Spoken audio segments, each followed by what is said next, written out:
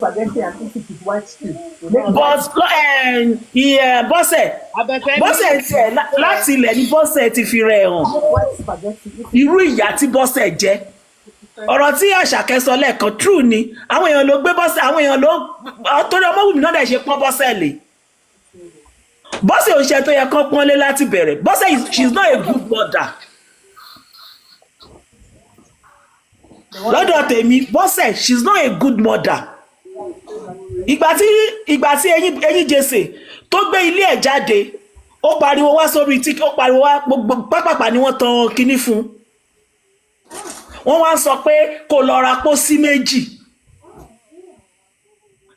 irú ìṣẹ̀dá tó sọ bẹ́ẹ̀ kó bọ́ sí òkò gbé ṣépè ní gbogbo àgbáyé ọmọ mi ò ní gbà bọ̀dẹ̀ so ẹ ti máa mọ̀ pé àdẹ́jọ́ tèmi ti mọ̀ pé èmi ti mọ̀ láti bẹ̀rẹ̀ pé Bọ́sẹ̀ she is not a good mother but torí pé Ọmọ́wùmí jẹ́ ọmọ tí mo like gan òun ni mo ṣe máa wọ́n pọ́njẹ́ èmi ò pọ́njẹ́ bẹ̀tẹ̀ rú àwọn èèyàn bẹ́ẹ̀ lákìsà yìí tí bàbá Mohbad bá ti sọ àtìgbà ẹ̀ tiẹ̀ nínú Bọ́sẹ̀ ti ń bí mi finally so ẹ máa mọ̀ pé number one jòsí jèrè ọ̀rọ̀ lára àwọn tó fẹ́ jèrè ọ̀rọ̀ lára wọn Ọmọ́wùmí ó kọ́ so mọ́ ìyá Mohbad sásá bí Ọmọ́wùmí ni torí tí ọkìní àná tí gbogbo wọn sọ pé kíní tí wọ́n sọ pé òun ṣe lóore lọ́dọ̀ immediately mo sọ tí kì bá ṣe Ọmọ́wùmí Àjọkẹ́ Bọ́sẹ̀ who be you èmi o mo máa ń sọ o tóbi obìnrin bá ní ìṣòro lé ọkọ tó bá wà violence domestic ó lè lọ but Bọ́sẹ̀ ó ti fi hàn orú ìyá tó jẹ́ sí Mohbad torí pé ọmọ yẹn kàn ní ọ̀rọ̀ Ọlọ́run nínú ló ṣe dáríjì Mohbad ló ṣe dáríjì yẹ Bọ́sẹ̀ what she's not what a mother ó jáde wọn olórí burúkú ọmọ òfò ọmọ ìráre kan tí ó yẹ pé wọ́n ti wà course already olóhùn gbé ọmọ kókó ṣépè ìgbà tí àyè àti gbogbo wọn ń gbé ní àmì ṣépè gbogbo wa là ń tara là ń fi èpè ránṣẹ́ sí wọn. Sorry, baby. ó wá lọ tọwọ́ bọ̀dì nobody ọkọ tí ó gbé Karimot sínú ilé she is not a husband because Karimot lọ́kọ ó gbéyàwó sí ìyàwó ló gbé sínú ilé bàbá ìbejì tẹ́bẹ́ tó bá yẹ pé èèyàn kan ló dẹ̀jẹ̀ léyìn lórí ẹni yẹn ti fòbojò náà o torí ẹ̀wọ́ ti ìyàwó tẹ́ gbé sábẹ́. Àkóyàgbẹ́ o. So gbogbo lọ́dẹ̀rọ̀dẹ̀ yìí and then bóyá torí pé ìlú tó wà ó yẹ kó stop òṣòṣò tẹ́ bá wo Karimot tẹ́ bá wo ṣòlẹ̀ ẹ máa mọ̀ pé ó ti mental Karimot ti ní issue brain gbogbo ẹ ti rí yànmọ́ kò tiẹ̀ in fact kò wọ́ọ̀tẹ̀ àtọ̀ mọ́ kò tiẹ̀ wọ́ọ̀tẹ̀ tó yẹ káwọn èèyàn máa fún irrelevant ní lọ́dọ̀ tèmi èmi ò wo orúṣò rádaràdà bẹ́ẹ̀ yẹn náà but kí ló dé Bọ́sẹ̀ lèmi rí bá sọ̀rọ̀ Bọ́sẹ̀ tó mo mọ̀ kán máa ń kàn tí kinní fún yín mo mọ̀ ìgbà yẹn lẹ́ máa rí wò àtàwọn olórí burúkú tẹjọ́ ń ṣòṣì bí ẹran aṣẹ́wó kiri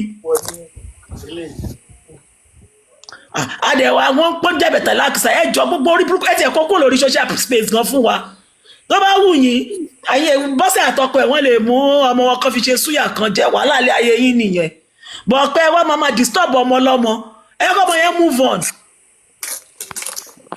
ẹ ṣó ṣe pariwo Karimot rè àwa mọ̀ pé kì í ṣe àwa gan ti mọ̀ Ọmọ́wùmí ti jẹ́ kó yé wa pé kì í ṣe òṣìṣẹ́ gbọ́n o ṣé pé dọ̀la mẹ́wàá àwọn tó ju àwọn kan ṣe nígbà tọmọ yẹn póṣù mẹ́fà wípé kò ní pọ́dún kan lójú ẹ̀mí wọn aṣọdún kan àtoṣù márùn àti ṣọdún kan àtoṣù mẹ́fà gan lójú ẹ̀mí wọn láti ṣe so lójú ẹ̀mí rẹ̀ ọmọ Liam máa ṣe kí ni ó máa ṣe 100 Karimot ó máa dàgbà ó máa dògbò ẹni tó bá ní kó má dàgbà ni ò ní dàgbà bá tó tí ò bá tí yẹ gbogbo dáradára tí àníṣe mo Dàmọ́lá lánàá kò ní kankan tọmọ yẹn post ju bí tó ti ń tọwọ́ bọ̀ pé sí useless woman very useless things ó bọ́ sórí stage òun ṣí ọmú sílẹ̀ àwọn èèyàn gan ṣe mistake gbogbo ìgbà tó ti sáré ṣí ọmú yẹn wọ́n á máa bá repost ẹ̀ ni tẹ́lẹ̀tẹ́lẹ̀ àṣà náà ni ṣebí wèrè lòdó yẹ wèrè ló kọ́kọ́ jábàálẹ̀ ẹ wá rò pé jẹ́ wèrè ó máa ẹ̀jẹ̀ wèrè run system ẹ̀ ẹ̀jẹ̀ wèrè rán nínú sísítẹ́ẹ̀mù Karimot torí tẹ́ yóò bá ní mental disorder kò ní máa ṣe rádaràda bí ẹran aṣẹ́wó kò tí ẹ̀ ní gbéyà tó bí ṣe pè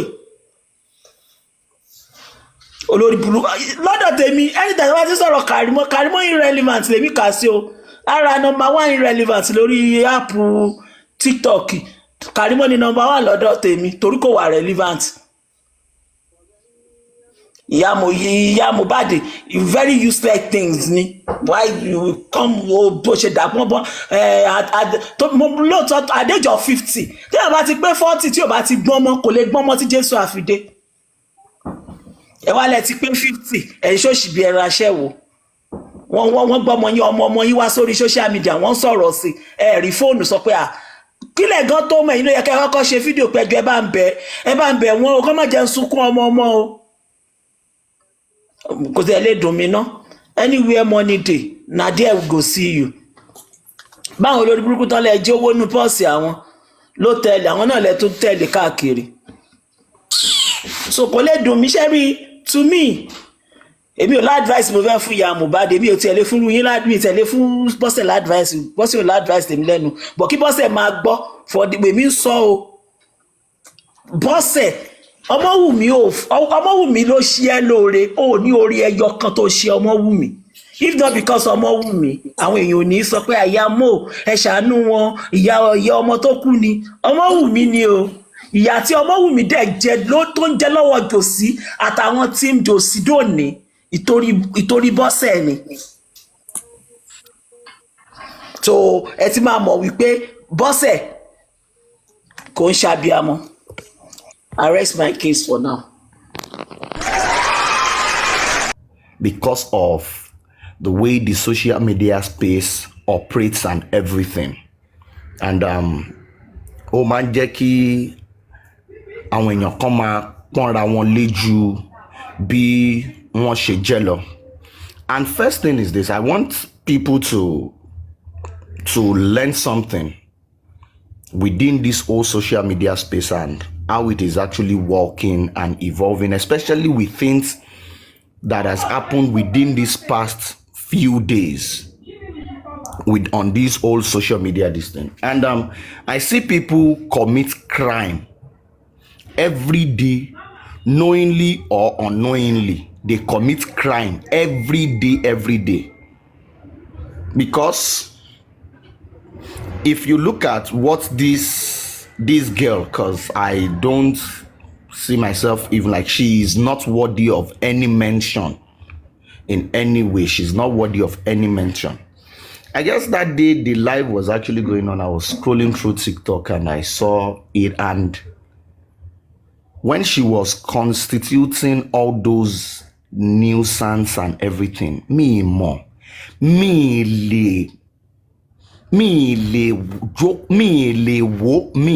listen, see.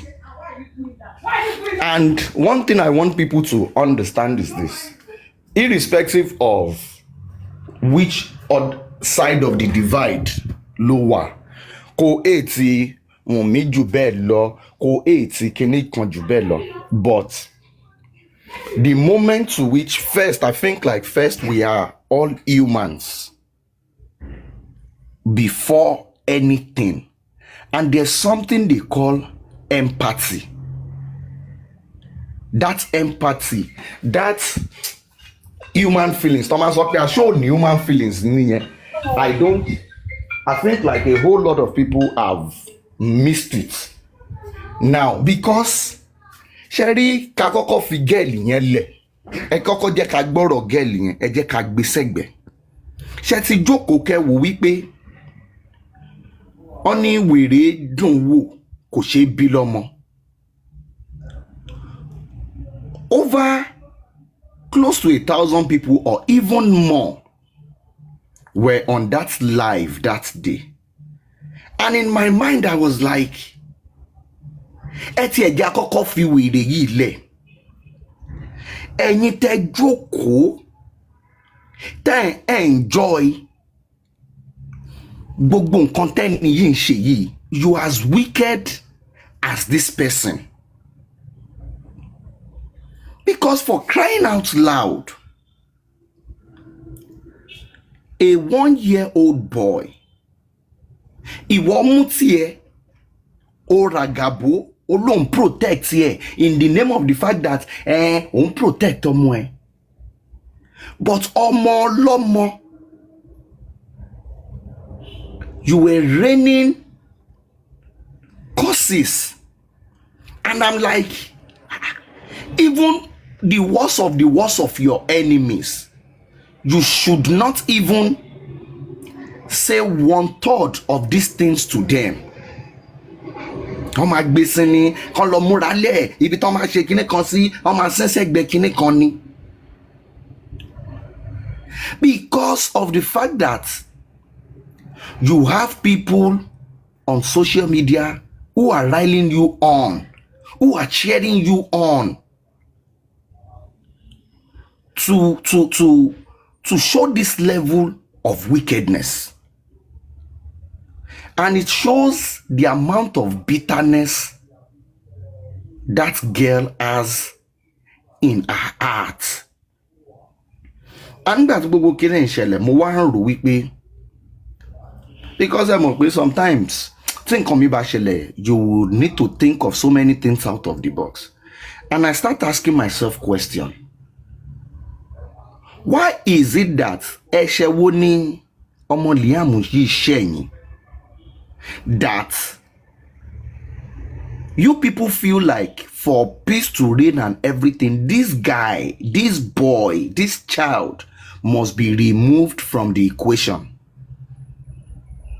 Ẹ̀ṣẹ̀ wo ló ṣẹ̀yìn? Is it that because they've realized the fact that gbogbo ìgbésẹ̀ tán ti ń gbé lórí DNA ṣe kinní kan kò work? Now the whole thing is you guys need to now start coming out of your shell to look like, okay, the best way for everything to go the way they want, or the way to get justice, or the way to be equal, is to eliminate this boy, remove him from the picture. Because all those things that girl said was not coming from a place of wọ́n gbé ọmọ mi ṣépè. Let's even agree wípé yes, àwọn speaker Wùnmí àbí sister Wùnmí kan àbí pé kinní kan Wùnmí kan wọ́n kọ̀ sọmọ ẹ̀. Why did you leave them? And the center of your focus was not even to face Wùnmí, is to face that boy. The question which I am going to ask is, iṣẹ́ ta ni girl yẹn jẹ́? Because tẹ́ bá wo gbogbo kíní yìí, I do say it every time, it is the more you look, the less you see. Iṣẹ́ ta ni girl yìí ń jẹ́ gangan? We've heard from someone who has said, oh, they should kidnap this boy. Can't kidnap where? Can't find where? Can't shake in a con? Can't gbọmọ lọ́wọ́ ẹ̀? Can't shake in a con? That did not work. Àwọn kan ti jáde, ọmọ yẹn kò gbọdọ̀ pọ́dún kan, kò lè pọ́dún kan, kò lè ṣe kíní kan, trailer máa lọ tẹ lọ́ọ̀tà ìpa ní kíní kan. Ọmọ yẹn scale ẹ̀ ó kọjá. Now, this is coming up again. What exactly iṣẹ́ ta ni girl yẹn jẹ́?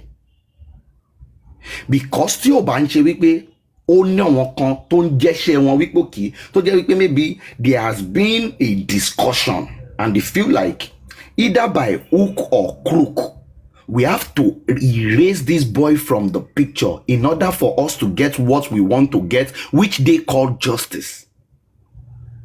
I don't think all those curses, all those talks, all those rants and everything would be coming out. And amidst of all these things that has happened, ǹjẹ́ ẹ mọ̀ wípé those who claim that ọmọ wa ni wọ́n ṣe kíní kan tó máa ń cut recording, Do you know that we've not had any response, any live, any show from them even condemning this act in any way? Let us even agree that the worst of the worst is the fact that Liam is not the child of Mohbad. Does that now mean wípé torí kò ń ṣọmọ Mohbad pé ó yẹ kọ́mọ yẹn kú ni? Kí ló dé tẹ́ ń fi ikú wá ọmọ yìí káàkiri? Ẹ̀ṣẹ̀ wo lọmọ yìí ṣẹ̀? Let us be sincere with ourselves. It simply means if this girl was still close to me and everything, she could have done something to harm this boy. She could have. With this whole hate. Because this thing is not about it is not about Omowunmi again. It is not about Omowunmi again. It is about, now it is coming to plain sight that this whole fight, this whole it is about this boy. So kí ni nǹkan tí ọmọ yìí tó ní gangan tó jẹ́ problem fún àwọn people yìí?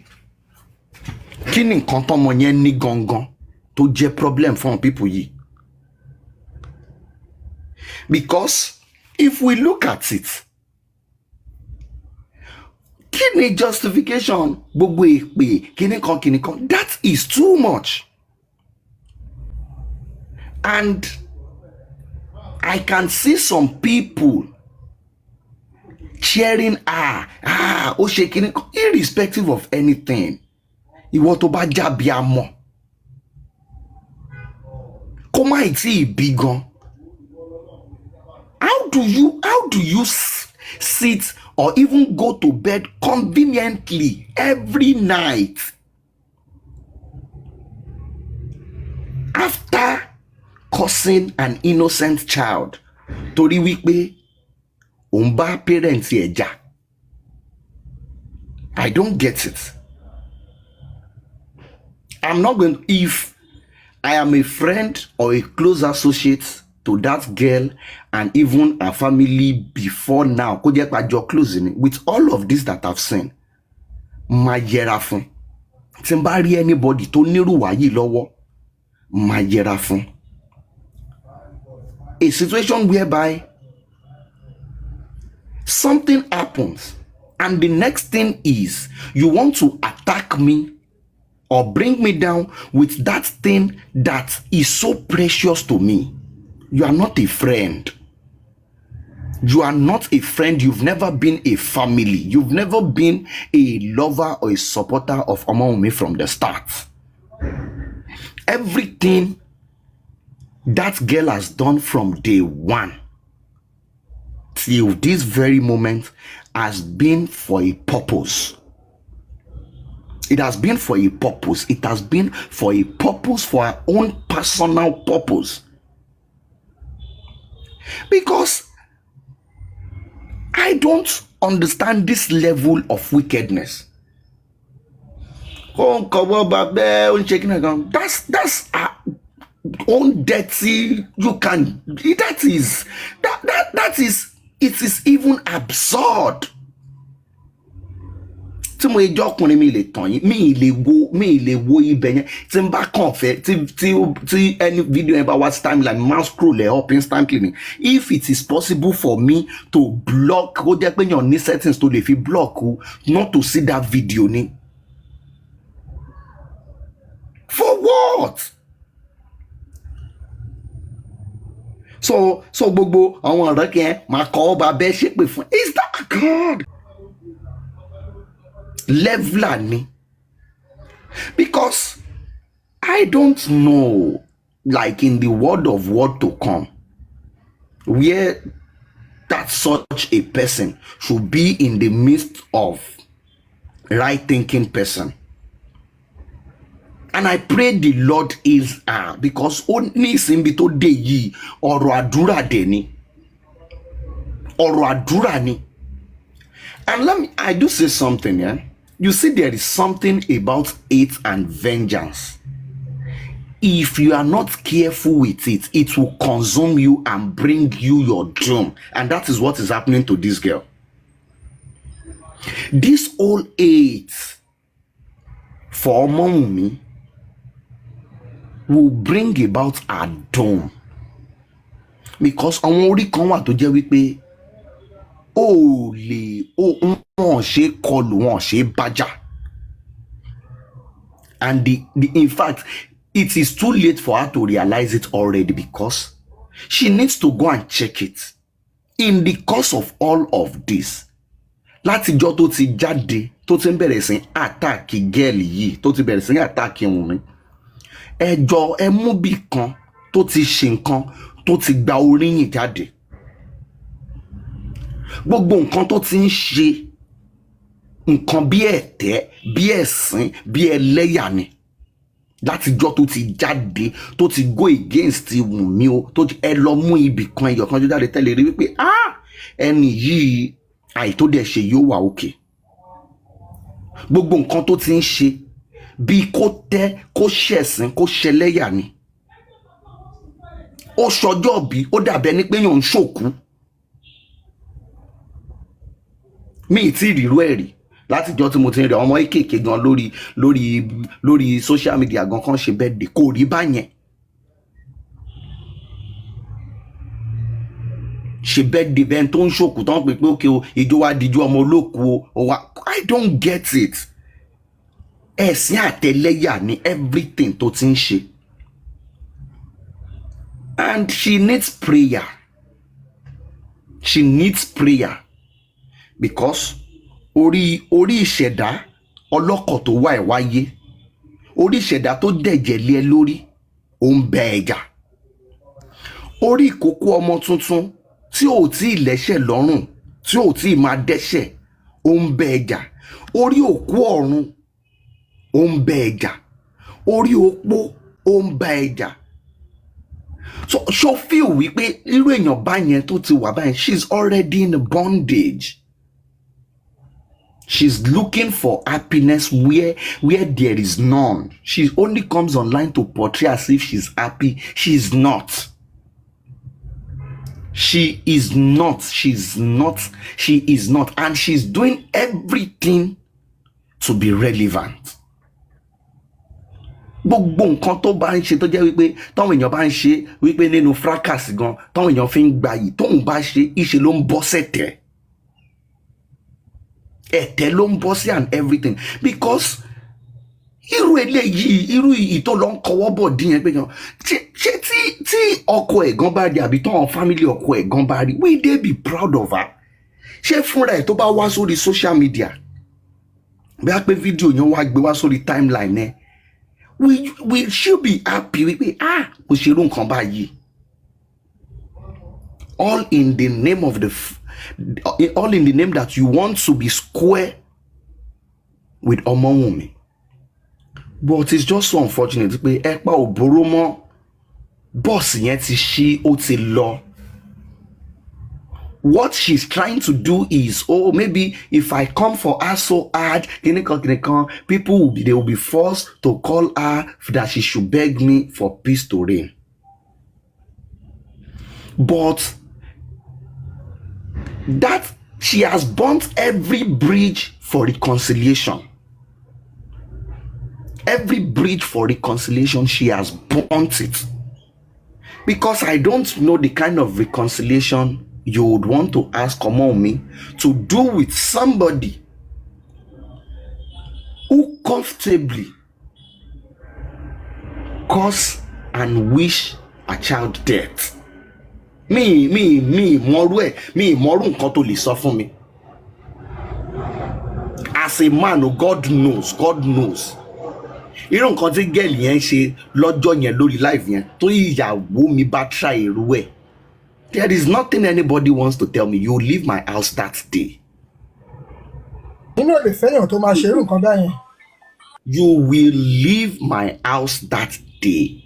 If you are my friend or my family member, ó ṣerú nǹkan báyàn anything, that marks the end of us. Kò sí pé èmi kọ́ ló ṣe fún ìwọ. It marks the end of us, because I can see the wickedness, the bitterness in your soul.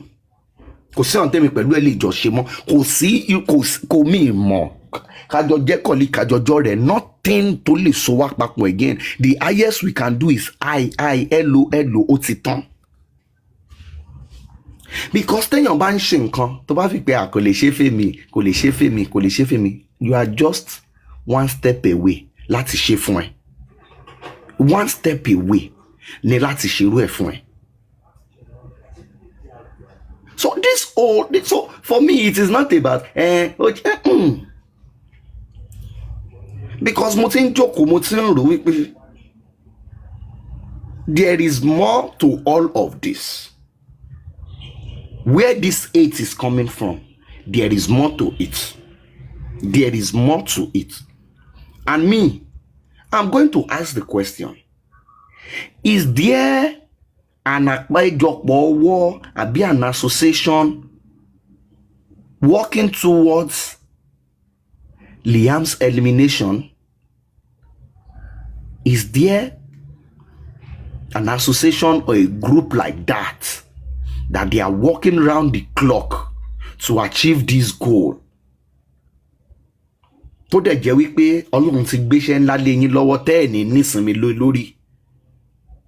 Because if you're looking at it, it just seems like these people, because why are you attacking this boy? Why it's your lie tó ṣe ń bí yín nú? Ṣùgbọ́n wọ́n máa ń sọ pé àrígi ṣẹ́gi tó bá ṣẹ́gi orí ara ẹ̀ òun ló máa fi rù. Aláró òdẹ̀ ní dáró kó má rẹ̀ lọ́wọ́, kò sí ni. And you see the thing is this. You should see the kind of parents some people are. Ládùúrò èpè tó tó yẹn nínú ilé tán ọmọ ẹ wà. Ó dẹ̀ ń rọ̀jò èpè níwájú àwọn ọmọ ẹ. What sort of a mother are you? What sort of a mother are you? And those supporting her. I've listened to some people analyzing it. Checking it kan, one wa funny, one go mo no wa shaking it kan. And I listen to people saying these things. Àwọn obìnrin abiyamọ, irrespective of anything. Ọlọ́run kan mi tó yẹ pé tó bá ṣẹlẹ̀, everybody ought to condemn it in totality. In totality. You overstepped your boundary. Tó ṣe yẹn lórí social media tó ti lọ yẹn náà, ibẹ̀ náà ló máa padà sí o. Wàá lọ gbogbo ìpè tó ló ṣe yẹn, wàá lọ dá padà o. Kò yẹ kó rí bẹ́ẹ̀. Tá bá ń bára wa jà bí ìka kúkọ, kò yẹ kó rí bẹ́ẹ̀. But you listen to people. I don't understand.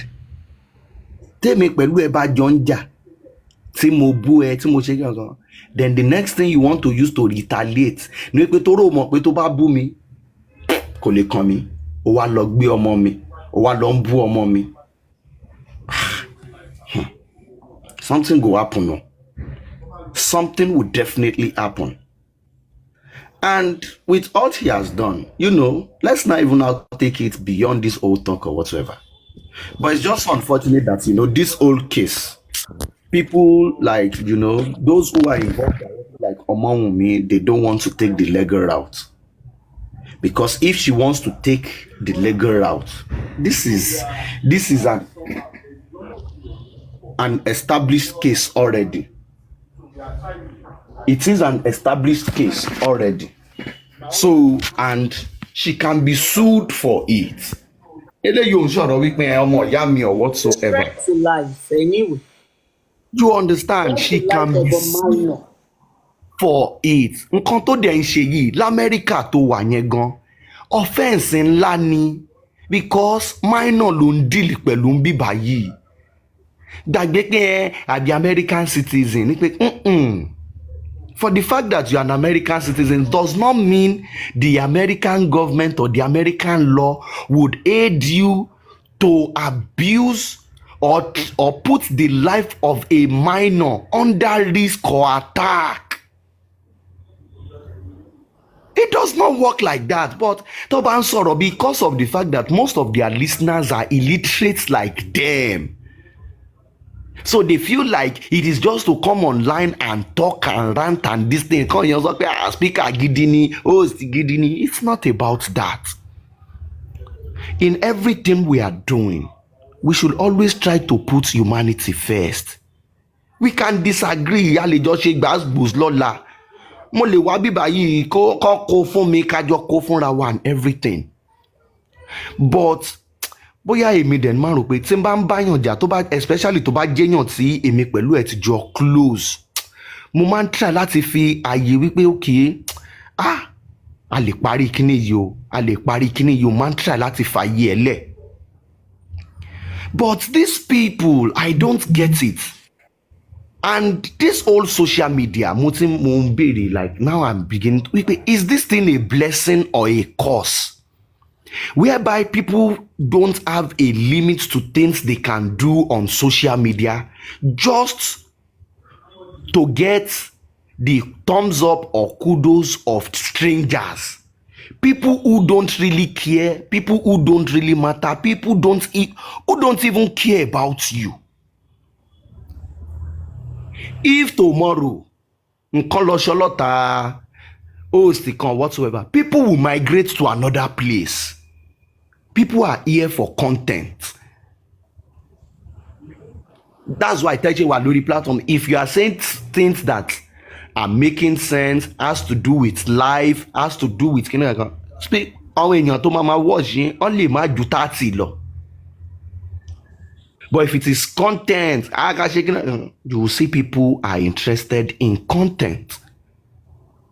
So when people now come online to bring their life matter, their personal issue, their private matter online, all in the name of views, all in the name of the fact that I want to entertain people. People in normal sha. Only you brought your mother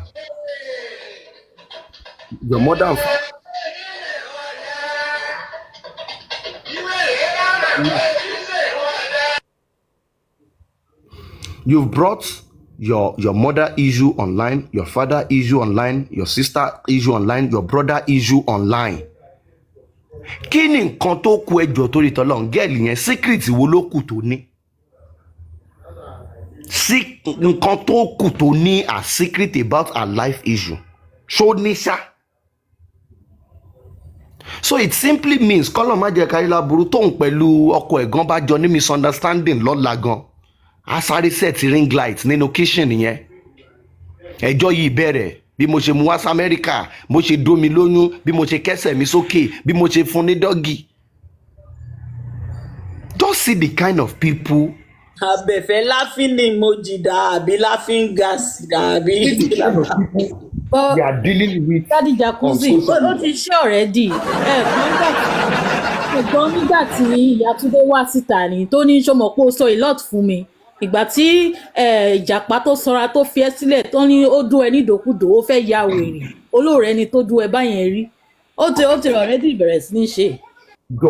Just imagine irú èèyàn tí à ń deal pẹ̀lú lórí social media space yìí. So for me ṣẹ́rí ọlọ́run a máa pa Liam mọ́ àti Wùnmí. Ọlọ́run tó ti fún ní strength tó fi stay strong the time yìí ọlọ́run ò ní fi sílẹ̀. But Mr. Tosin ẹ má bínú sà. Yes ma'am. Mo rí pé ẹ tí out of your submission I think your focus was more on that girl. I think we both have the same energy when it comes to her. I also can't watch that video. Mo máa ń sáré scroll up ni because ó tẹ̀ ń rìn èmi láyà. And from the moment she did that, nah, she's not worth the orúkọ ẹ̀ ò tiẹ̀ lè máa jáde lẹ́nu èèyàn mọ́. That girl, I think she's no. But mo fẹ́ kẹ́ bá wa touch lórí ọ̀rọ̀ Ìyá Mohbad ẹjọ́. Ìyá Mohbad tí ò tí ì jáde after ti that dirty thing tó ṣe nǹkan tó ṣe yẹn fún Liam ẹjọ́. The thing is this. For me, yeah, I've made up my mind about some certain things that I don't want to give much relevance to people who don't really matter. People whose character has been established over time, over and over and over. To me, I'm not expecting, when this whole thing happened, if she had come out to set ring light to say anything, I would have told you like, oh, surprising me. She not coming out, kò yà mí lẹ́nu. It is Abẹ́fẹ́ expected. àtẹ́wọ́ ìdá. It is expected. And I'm going to take us back to something. For a mother who lost a breadwinner, Olọ́mọ, okay, obi mẹ́ta, àkọ́bí ẹ̀ ọkùnrin ẹ̀, àkọ́bí ọkùnrin ẹ̀, which time yẹn máa pè ní olórí ẹbí Dáúdà whatsoever. Ẹ pàdánù ẹ̀, ó kú. In the course of looking for justice or whatsoever, èèyàn kan tó wá lóhùn support bàbá ẹ̀, tó lóhùn speaker bàbá ẹ̀, tó lóhùn best friend di bàbá ẹ̀, tó ń fight fún bàbá ẹ̀ in the course of justice. Ọmọkùnrin ẹyọ kan ṣo tó tún wá wà láyé, ó bẹ̀rẹ̀ sí ń gbé ṣépè. Wọ́n pè lólè, wọ́n náà fẹ́ sọ táyà sí lọ́rùn, wọ́n ní kíkiní kan ṣe é sí. Ẹni yóò jáde, kò jáde rárá, kò jáde wípé bẹ́ẹ̀ ṣe ń gbàdúrà ṣépè yìí, ẹ jọ̀ọ́ mo máa ti sọ kánú, ẹ má tún jẹ́ ń sọ eléyìí nù, ẹ jọ̀ọ́ torí tọ́lọ́hun, ẹ jọ̀ọ́ o kíní kan. Ẹni yóò jáde kó sọ anything now, kò sọ anything, she was there. Ṣùgbọ́n ní ìgbà tán sọ wípé ẹ lọ kó ẹrù, wọ́n kó kíní kan tí ẹ̀gbin díẹ̀ fẹ́ taba as an individual, tẹ́gbin yẹn fẹ́ taba as an individual, ṣe rí bó ṣe gbọ̀n pẹ́pẹ́pẹ́pẹ́ láti gbọ̀n ẹ̀gbin yẹn dànù. Ṣe meye interview tó jáde lórí láti gbọ̀n personal ẹ̀gbin yẹn dànù. So ní ìgbà tí ẹ̀gbin tí òun ṣe pé òun ló taba lára, tó jẹ́ wípé ẹni tó tiẹ̀ tún wá tán tún gbé ṣépè gan bíi presumed ẹni tó ò láìkì ni tó ti sọ pé ilẹ̀ máa mú kíní kan máa ṣe kíní kan. So tán bá gbérú ọmọ onítọ̀hún yẹn ṣépè, are you expecting that woman to come out and rebuke such acts? No now. Ìtòhún gangan bí fúnra ẹ̀ Abẹ́fẹ́ àtẹ́wọ́ ìdá. Èèyàn bímọ nínú ara ẹ̀, wọ́n ń gbé ṣépè. Ìtòhún gangan bí fúnra ẹ̀, wọ́n ń gbé ṣépè, kò act. Ìtí ò wá ń ṣòun ló bí, wọ́n wá ń fojú ẹ̀ gbolẹ̀, ẹni kó lọ jà ń bẹ̀. Ṣé mọ̀ pé ẹ̀yin gangan lèèyàn burúkú? You see this whole thing, èmi ti rí tán on both the baba and the mama. If it is not beneficial or affects them directly, it does not concern them. Oh, God bless this man. Oh, God. I don't want to give any credence to them. Go and check, Sherry, àti baba, àti mama. Ìwà wọn na the same thing, no. Na the same thing. But Sherry, reason tí ó ṣe ti tètè jáde lórí ti mama ni wípé a fún wọn ní this leverage or this sentiment because of the fact that wọ́n dúró ti Wùnmí, wọ́n ṣe kinní kan pẹ̀lú Wùnmí, wọ́n ṣe kinní kan. No, but ṣe mọ̀ wípé ní ìgbà tí gbogbo ẹ̀ jáde, a wá realize wípé dídúró yẹn gan, it was because of our own interest, not because of the fact that no, it is not it. You get what I'm saying? So the thing is, if it is not beneficial, ẹ fi pé ká ní pé bóyá wí pé, let me put it like this, kó jẹ́ pé bóyá pé òòṣà àbí kó tiẹ̀ jẹ́rú èmi yìí gan ní ó jẹ́ wípé gbogbo nǹkan tí wèrè gẹ́ẹ̀lì yẹn sọ yẹn kó jẹ́ pé bóyá pé irú èmi yìí ni mo sọ lórí platform abẹ́fẹ́ ń bíbá yìí, kó jẹ́ pé mi ni mo sọ, ṣé mọ̀ wípé wọ́n á ti screen record ẹ̀, wọ́n á ti lọ gbé fún ìyá yẹn á ti jáde, àwọn supporter ẹ̀ wọ́n á ti jáde fún and everything, but it does not affect her in any way. Níbi tán bá dé sìn yìí, the way I'm seeing it, nǹkan ò bá ṣẹlẹ̀ sọ́ta ọmọ yẹn ń sìn yìí, they don't care. They don't care. Because shaking some of it, all those people, especially that Baba àti Mama. Let me tell you something. That for that young boy or that infant to be out of the way is more beneficial to them. They make more. Let me tell you something. If they go and do DNA today and DNA establish the fact that Liam Okinshoma Mohbad, do you think these people will not go to church and go and do Thanksgiving? Do you think they will not go to church and even share testimony? Because the wealth tied, you see, the thing is, it's like sometimes if we come online, we talk about this thing. People are not seeing the bigger picture of all of this. It is the wealth that is tied to all of this. Kò sẹ́nibody tó máa gbọ́ wípé royalty tó worth over $6 million wà níbì kan pẹ̀lú exchange rate sí 1,006 something going to 1,700. Ṣé mi tí $1 million gan máa jẹ́? Kàn tiẹ̀ shit yín kí $1 million gan dọ́dọ̀ yín, ṣé mi tó máa jẹ́? So now the thing is, the only hindrance, the only obstacle to this wealth and everything is this young boy. So I understand the fact that if anybody is saying anything negative to that boy, it does not affect them. If they cannot do it and they see somebody that can do it on their behalf, ẹni tó ń ránṣẹ́ gan bọ̀ tó ń bá wọn jẹ àbí pé wọ́n ránṣẹ́ ní secretly tó jẹ or whatsoever, it is good for them. Ká lọ ṣọmọdì ká lọ dìmọ́ṣọ kí dìmá ti ṣòfò òun gangan ní kókó náà. So what exactly, I think maybe sometimes we expect too much from these people.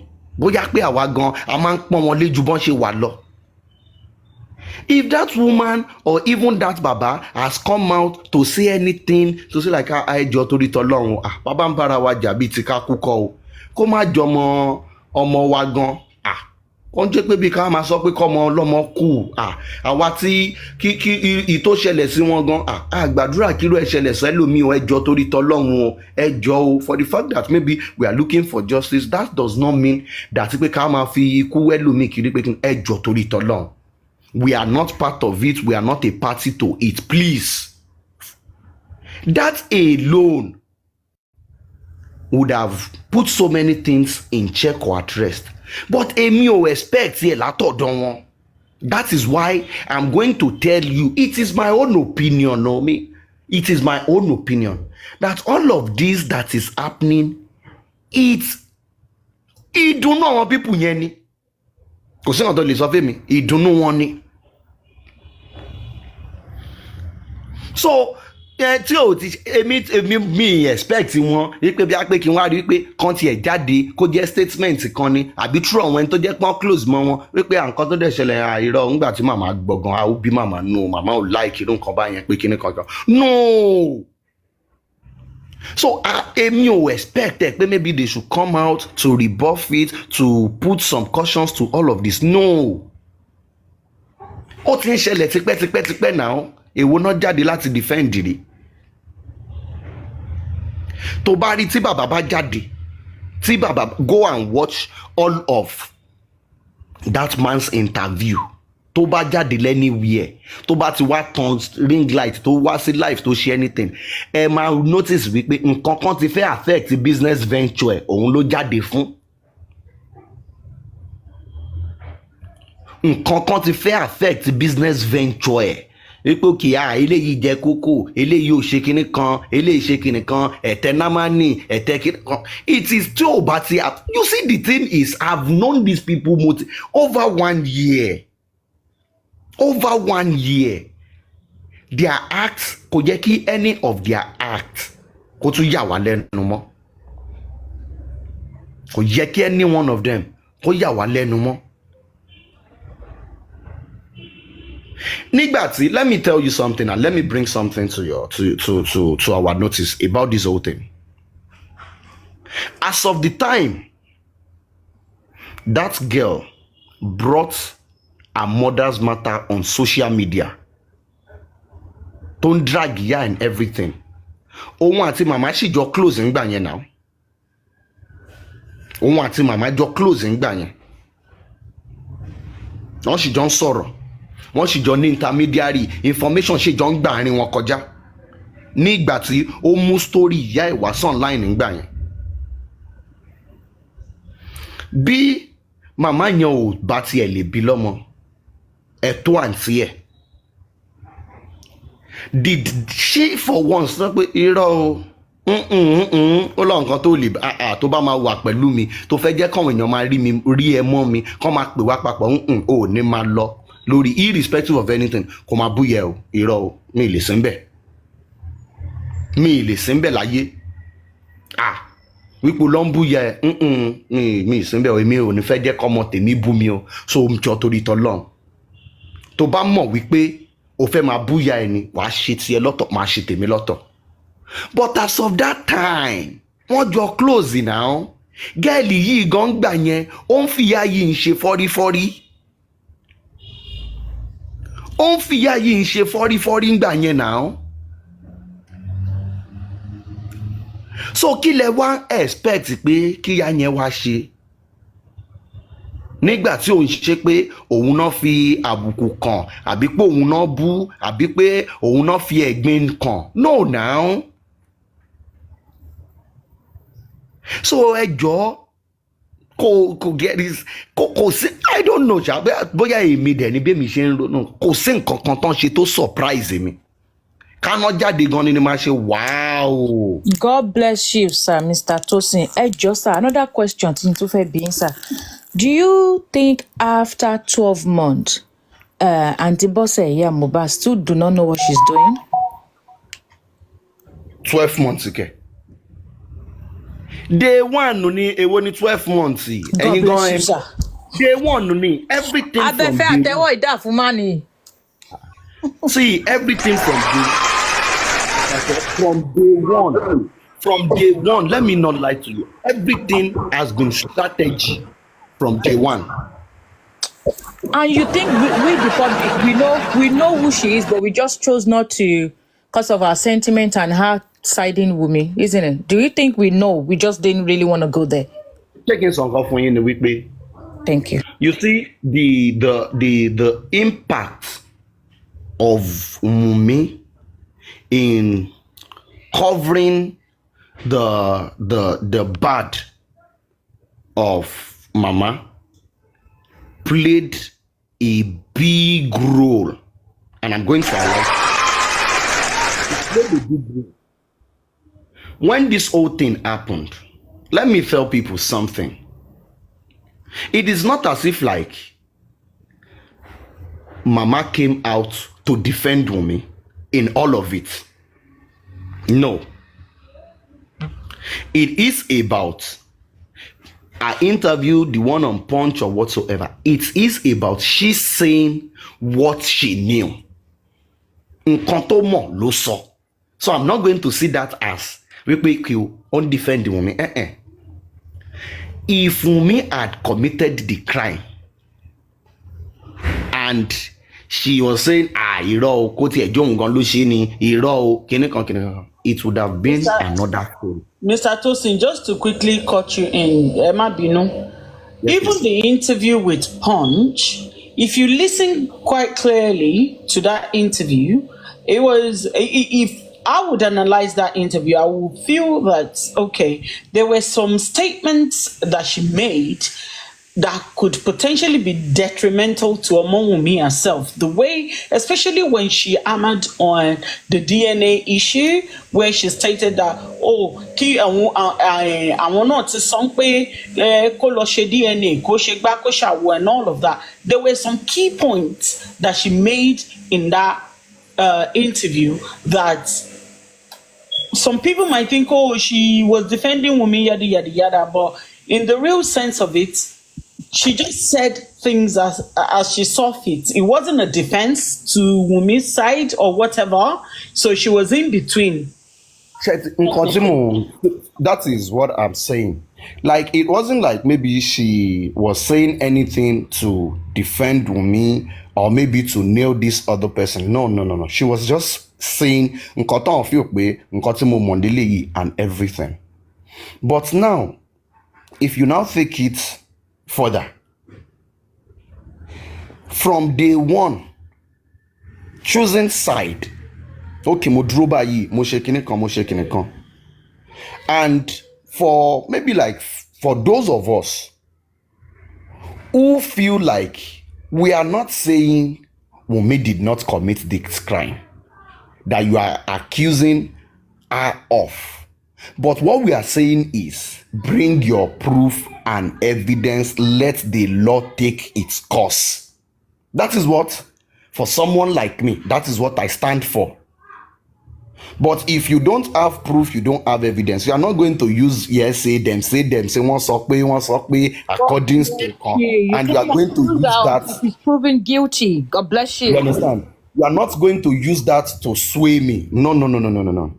If as of today, the police come, they say like, oh, in the course of their investigation, they've been able to establish facts and evidence that Omowumi has a hand in this or this. I'm not going to say like, oh, come and check it out. No, now we're going to tell them, oh, it simply means you guys have been right all along, we've been wrong. But if you don't have that proof, you don't have that evidence, till when you bring it, we pin ear. So now, I can remember when this whole thing started and they divided everything to Team Baba, Team Wunmi, and the likes. And even for the fact that the first person, let me tell you one thing now. And for those who joined this whole thing from the beginning, and Matsujekoyewa, one of the things to Wunmi is this: when they divide this whole thing to Team Baba, Team Wunmi, on the likes, when they came up with the whole narrative, the first narrative that came out, anybody to join the well, was not that Wunmi Lokpa. That was not the first narrative that came out. Though it was maybe the thing is the fact that the wife knows something about it. Not that Wunmi Lokpa, anybody to join the case láti ìbẹ̀rẹ̀. And the talk then is, and the wife should come out and talk and tell us what happened. Come and tell us what happened. Not that Wunmi Lokpa. When they started this, the wife should come and talk. And you have the likes of Osha, Sister Befe, then Dawa class and everybody. I was okay, but this girl has spoken to the police. This girl has...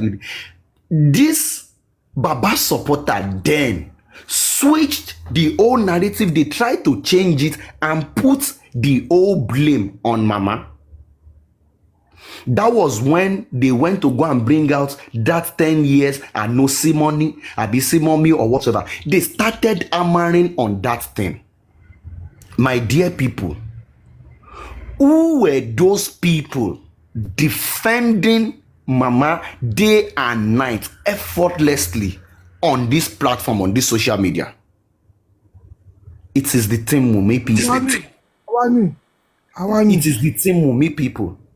Because then the narrative they wanted to push then is the fact that our negligence, our carelessness of leaving those children for a man to raise all by himself was the reason why those old things happened to that boy.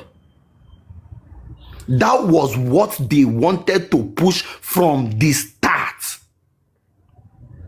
But àwọn òòṣà, àwọn àbẹ̀fẹ́, àwọn dáwà, àwọn king white, àwọn olóyìnbó yìí tán tó sọ one ẹ ti máa ṣe kan òpó kì í. Please mention my name o. Daddy Jacuzzi, please mention my name. No. Mention my name.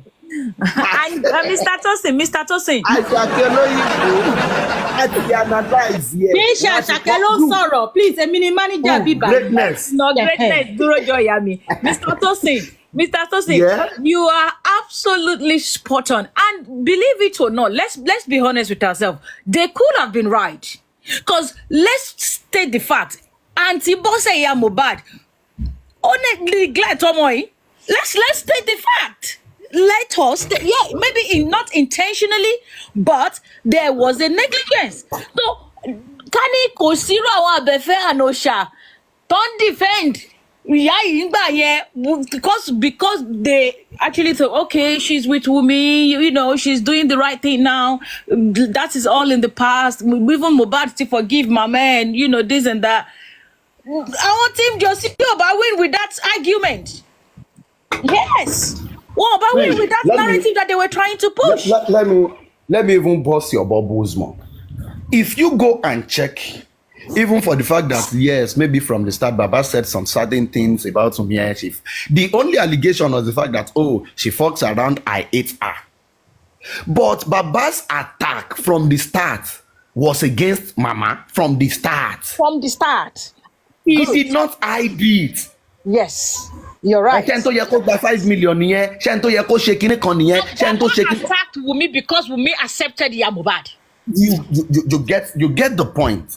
That's it. So, but Terry, when the narrative they wanted to put, I keep saying it every time, that from the start, what these people want is a victim. Somebody should take the blame for the death of this boy.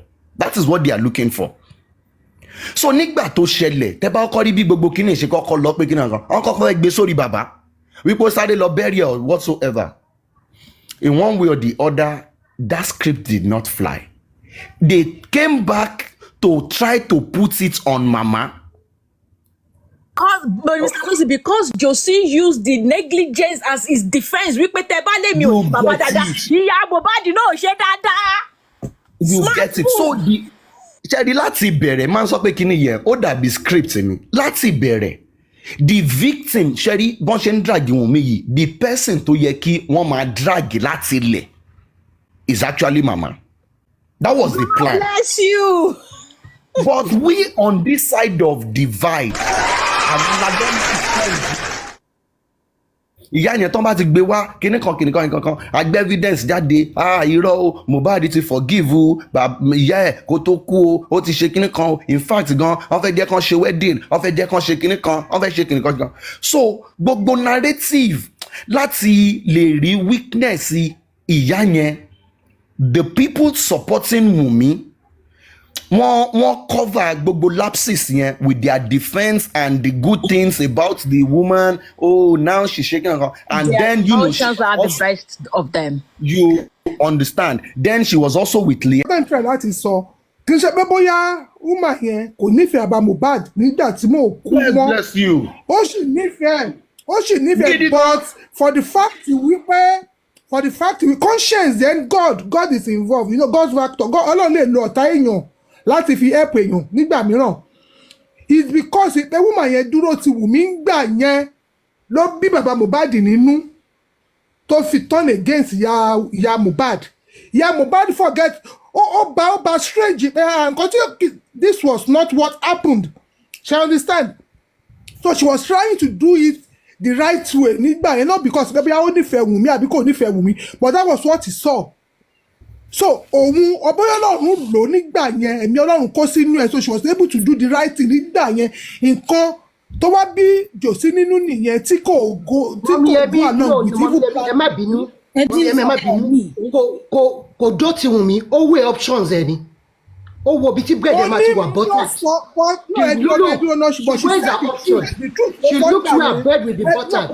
No, Mrs. Ọláwùnmí ẹni sùúrù let's forget wípé bóyá ó fẹ́ gba anything ẹ má jẹ́ ká follow narrative tí àwọn èèyàn bàbá Mohbad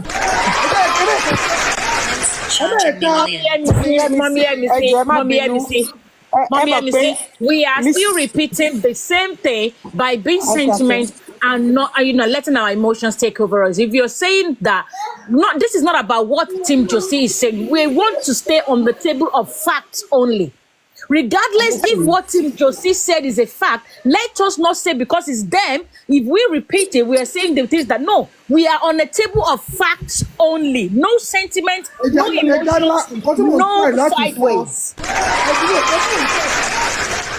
Mommy, hear me see. Nǹkan tí mò ń try láti sọ ni wípé àwọn tí ẹjọ́ ní ẹjẹ́ kí n sọ ilé má bínú àwọn tí bàbá Jòsí sọ wípé Wùmí ti promise ẹ̀ lówó ló ṣe dúró ti Wùmí so nǹkan tí mo fẹ́ ká máa encourage nìyẹn pé not because pé Wùmí fẹ́ fún lówó ló ṣe sọ ló ṣe dúró ti Wùmí. Owó ó yàtọ̀ sí wípé knowing that she will benefit Mommy, it's a two different thing. Wùmí promising any sùúrù mẹ́jọ Wùmí promising Ìyá Mohbad something is totally different from Ìyá Mohbad knowing inside her the truth and if I stay with this lady I can benefit from her. That is a totally different thing. So Mr. Tosin is telling you that because it was beneficial to her to stay with Wùmí at the time and say her truth, knowing that if she stay with Wùmí, number one, she will have access to Liam. The public will view her as a good mother, and the narrative Josie was pushing as a negligent of her from her side. Ló jẹ́ kí Mohbad gbogbo nǹkan báyìí tí Josie fẹ́ wá gba the best father award níta. So gbogbo nǹkan tí Josie ṣe yẹn. So Ìyá Mohbad took side with Wùmí because of that. Right? So let's pay Wùmí so wípé ó fẹ́ promise báwọn kan sọ pé promise ẹ̀ it are not everybody mọ̀ pé irọ́ ni gbogbo nǹkan wọ̀nyẹn àsọdùn ọ̀rọ̀ àfikún ọ̀rọ̀ nìyẹn but Ìyá Mohbad fúnra rẹ̀ mọ̀ nínú ara ẹ̀ pé tí n bá dúró sí side ibi báyìí pay me as of the moment tí nǹkan yẹn ń ṣẹlẹ̀ màá lè sọ nǹkan tó jẹ́ òtítọ́ from my side pé mi ò ń ṣe ìyá burúkú tí Josie wá pè mí o. Josie ló fàdálé mi nílé ni ò jẹ́ kí n dúró ṣe ìyá àwọn ọmọ mi. Mo dẹ̀ ti dúró báyìí ní àwọn ọmọ mi ni mo wá fẹ́ ṣe so mo wá fẹ́ ṣe ó dẹ̀ tó sẹ́ǹdì owó sí ṣó ti yẹ yín so òun mọ̀ nínú ara ẹ̀ ibi tó ń donate owó sí rè o ilé kí ibẹ̀ náà ti wá kí Wùmí náà wá kí o.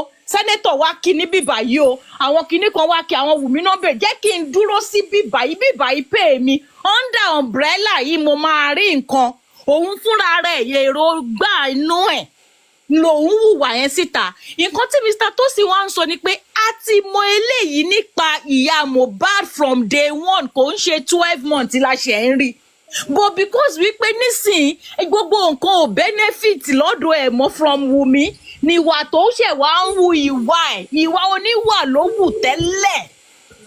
Okay, táwọn bá sọ bó ṣe yiri gbà yẹn wọ́n á tàgé àwọn as anti-justice àbá anti-Wùmí nísìnyí gbogbo ọ̀rọ̀ ṣe é sọ we are on a table of facts. ṣé ibi tí mọ̀mí ẹ̀mí sí ṣó ti yẹ yín sìn? So he is not supporting Josie team. Yes. So, okay. Tell by mind, sometimes I man like it, everybody's allowed their opinion. Whether you agree with Mr. Oluwatosin or not, whether I agree with Ashake or not, it doesn't matter. Here, everybody's free to express themselves however they want. really fẹ́ pé ká máa counter except you are agreeing with what the person is saying. Ìgbà yẹn nìkan la máa agree káwọn èèyàn máa jumping into conversations. However, if you have a different opinion, we just only ask respectfully pé ẹ ká máa jẹ́ kí ẹni tó ń sọ̀rọ̀ yẹn kó give complete submission, because a few things ó lè ṣẹlẹ̀ during the course of you interjecting him is sometimes he will lose his chain of thoughts and then he has to begin to crack ibi mo tó rọ̀ dé tí àwọn èèyàn bá ti ń give submission bẹ́ẹ̀ yẹn the momentum yẹn ó máa ń wà ń bẹ̀, the energy máa ń wà right, like vibe yẹn kíní yẹn á máa wà ń bẹ̀, so the person can just go on and on and on. But you see, when you cut them short or you cut into the conversation and then it's not like 1 minute 30 seconds conversation, tí conversation bá ti ń lọ from one person to another, ẹni tó ń sọ̀rọ̀ yẹn máa lose chain of thought wọn wá ní read that value of that conversation, as much as bá ṣe ń get ẹ̀ tẹ́lẹ̀. Torí àṣẹ máa ń sọ pé here, kí fáwọn èèyàn ní time. If you want to speak for 10 minutes, 1 hour, go ahead. Just because we're all learning from our nǹkan tí mi ṣe kí n like kí a máa cutting fúnra wa nìyẹn. So ẹ má bínú mọ̀mí Yẹ́misí àti mọ̀mí Ọláwùnmí mi ò try láti silence yín. And also, mention my name, mention my name. To add to that, greatness. To add to that also, some of us are bloggers and we might just want to put it out there to the general public. So interjection, if it's more than 30 seconds, please let's just endeavor to just hold it till it's our turn and then we can then express it. Speak. Yeah. Eshega, thank you all so much. Thank you very much. I'm so sorry. Mr. Oluwatosin, please continue, sir. Please. Let me remind you, if it's a day, and sorrow, nípa ṣé Mama Mohbad, ṣé love yẹn tí wọ́n ń bẹ̀, ṣé wọ́n ṣì wà nílé ọkọ kan. You can continue, sir. Yeah, okay. So what I'm trying to say is this, and is to make us understand the fact that in as much as Baba might be strategic with their own reunion and everything from the start has been established based on what he has said, I don't think for me that my mama was strategic with it. She was wholeheartedly, the love was still there and they're trying to build it. And I don't think the love just died off immediately. Mo died. No, that love is still there, the feeling is still there, and we can still see, like traits of that with our recent actions and everything. With our recent actions, trying to make up and do everything, the love is still there. And for me, that is still based on still personal interest. It is because it benefits and suits our own. That is what, I really, really want us to establish regarding that area of the fact that now, okay, so what you bashe lo enya she padà sí.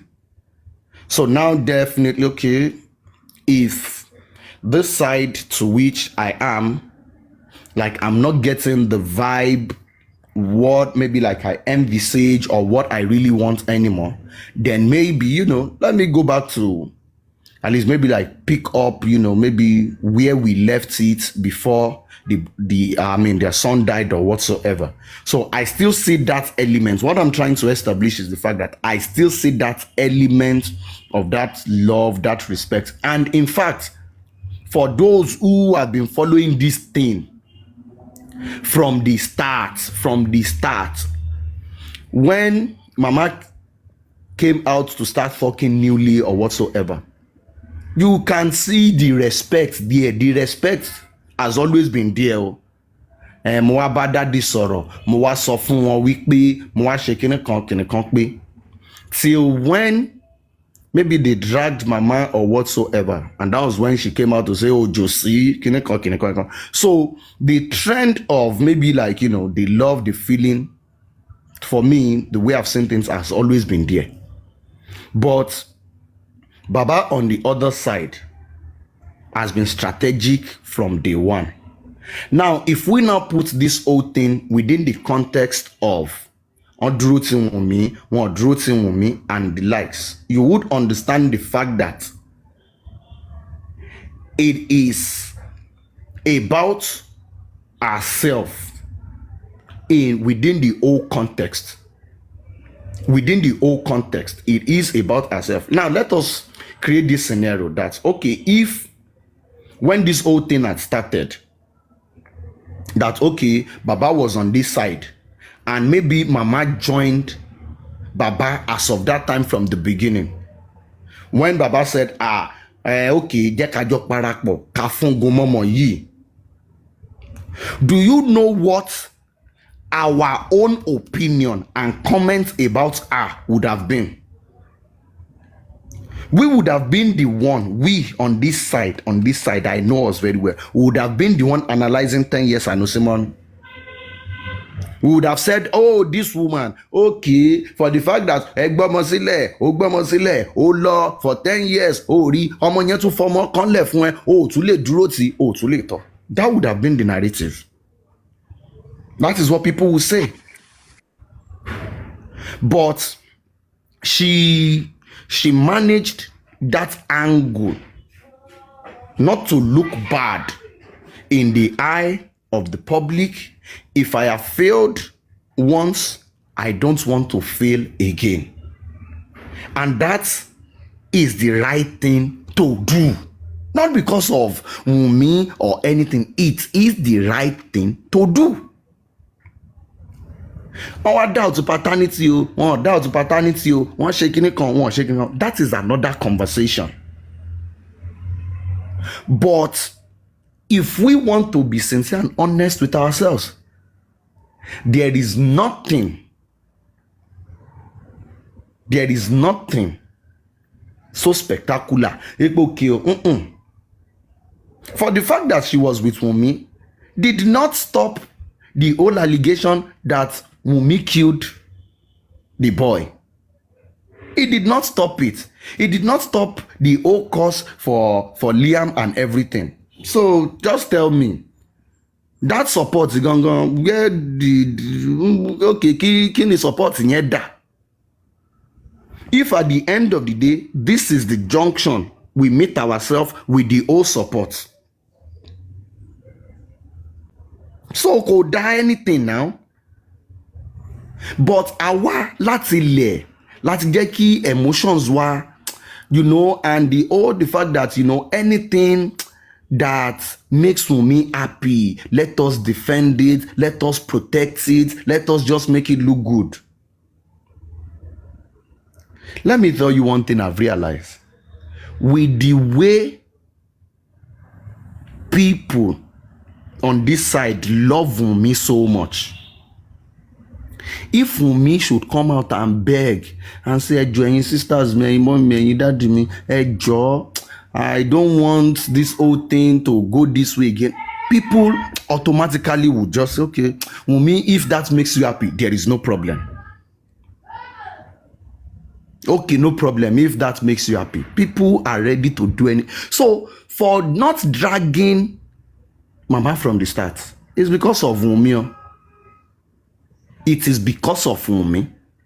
If you remove Wunmi from the equation, just look at it now. Nobody was dragging Mama till the day she came out to say like, "Oh, she came against Wunmi." Hello, wo now? Hello, wo nǹkan tó ṣẹlẹ̀ láàrin 48 hours tí kíní yẹn ṣẹlẹ̀. Ẹ ti máa mọ̀ wípé nǹkan gbọ́n àwọn èèyàn nínú tán fẹ́ sọ tipẹ́tipẹ́. Tí ó bá ń ṣe torí Wunmi tán lè sọ̀rọ̀ pé kí nìkan, ìwọ kan lọ sọ pé kí nìkan, go and check it. Within 48 hours, go back when that issue happened, not lo keru, go and check. Just sit down and review the scenario that played out within 24 to 48 hours. So it shows who is defending who. So there is nothing extraordinary maybe as individuals about when you fi credence, fi so much importance. Now normal thing. Wait, if she had not stand by, it is not even stand by normal. I don't understand. Tell badro ke talk, ke cheju, ke shaking, ke play that grammar role. I don't understand. Shame me move about any shame. Ṣé mi ni mo fẹ́ bá yín ṣe ni? So it is what she did is normal. While doing that, was there a strategy to it about maybe I could benefit, I could do this? Yes. And that is normal. That is normal. Because ẹni tó ń bá ń gbé bùkátà òun ló ti lọ yẹn. And either we like it or not, in one way or the other, this person also needs to survive. So if by standing on this side, I'm going to benefit, I'm going to survive, I can get myself back up and everything, that is good. And it is normal. So, but if we should not maybe overstress some certain things as if okay, this whole thing, to me, on the part of these people, it has been strategy from day one. It is about interest from day one. And this is my own opinion as an individual. I might be wrong, but this is what I feel. And I rest my case for now. Thank you. Can I?